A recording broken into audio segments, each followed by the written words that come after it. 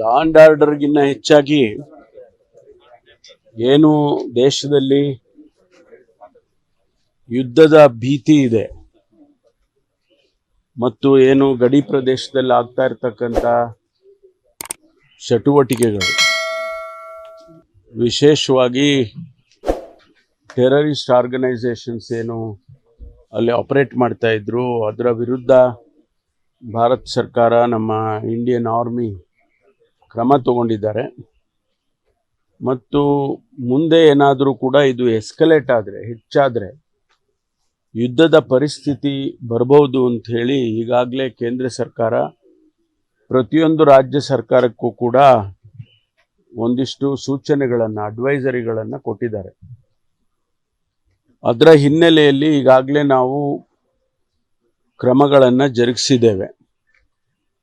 ಎಲ್ಲೆಲ್ಲಿ ಸೂಕ್ಷ್ಮ ಪ್ರದೇಶಗಳಿದ್ದಾವೆ ಅಲ್ಲೆಲ್ಲ ಹೆಚ್ಚು ಸೆಕ್ಯೂರಿಟಿಗಳನ್ನು ಹಾಕೋದರ ಮೂಲಕ ಅವುಗಳ ರಕ್ಷಣೆ ಮಾಡ್ತಕ್ಕಂಥದ್ದು, ಮತ್ತು ಬೇರೆ ಏನಾದರೂ ಚಟುವಟಿಕೆಗಳು ನಡೆಯೋದಾದರೆ ಅದು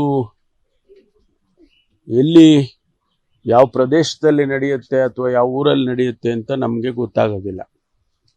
ಹಾಗಾಗಿ ಎಲ್ಲ ಇಡೀ ರಾಜ್ಯದಲ್ಲಿ ಪ್ರತಿಯೊಂದು ಪಟ್ಟಣದಲ್ಲೂ ಕೂಡ ಸೆನ್ಸಿಟೈಸ್ ಮಾಡಿ ಆಯಾಯ ಪೊಲೀಸ್ ಇಲಾಖೆ ಅಧಿಕಾರಿಗಳಿಗೆ ಸೂಚನೆಗಳನ್ನು ಈಗಾಗಲೇ ನಾವು ಕೊಟ್ಟಿದ್ದೇವೆ.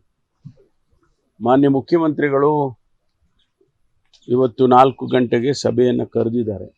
ಉದ್ದೇಶ ಏನು ತಯಾರಿ ಮಾಡಿಕೊಳ್ಬೇಕು, ಒಂದು ವೇಳೆ ಅಂಥ ಸನ್ನಿವೇಶ ಬಂದರೆ ಎಸೆನ್ಷಿಯಲ್ ಕಮಾಡಿಟೀಸು, ಅದು ನೀರಿರ್ಬೋದು, ಆಹಾರ ಧಾನ್ಯ ಇರ್ಬೋದು, ಮತ್ತು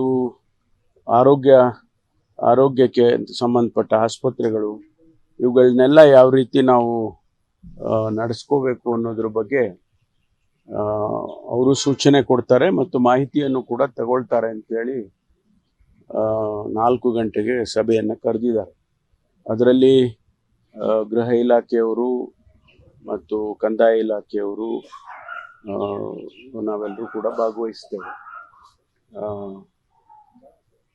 ಮತ್ತು ಏನಾದರೂ ಕೂಡ ನಿನ್ನೆಯಿಂದ ಈಚೆಗೆ ಏನಾದರೂ ಅಡ್ವೈಸರಿ ಬಂದಿದ್ರೆ, ಕೇಂದ್ರ ಸರ್ಕಾರದಿಂದ ಸೂಚನೆಗಳು ಬಂದಿದ್ರೆ ಅದನ್ನು ಕೂಡ ನಾವು ಚರ್ಚೆ ಮಾಡ್ತೇವೆ. ಲೇಟೆಸ್ಟ್ ಹಾಗೂ ಇಂಟ್ರೆಸ್ಟಿಂಗ್ ಸುದ್ದಿಗಳಿಗಾಗಿ ಬಾಸ್ ಟಿವಿ ಕನ್ನಡ ಚಾನೆಲ್ನ ಸಬ್ಸ್ಕ್ರೈಬ್ ಮಾಡಿ. ಹಾಗೆಯೇ ಬೆಲ್ ಐಕಾನ್ ಪ್ರೆಸ್ ಮಾಡಿ. ಇದರ ಜೊತೆಗೆ ಫೇಸ್ಬುಕ್, ಇನ್ಸ್ಟಾಗ್ರಾಮ್, ಎಕ್ಸ್ನಲ್ಲೂ ಮಿಸ್ ಮಾಡದೆ ಫಾಲೋ ಮಾಡಿ.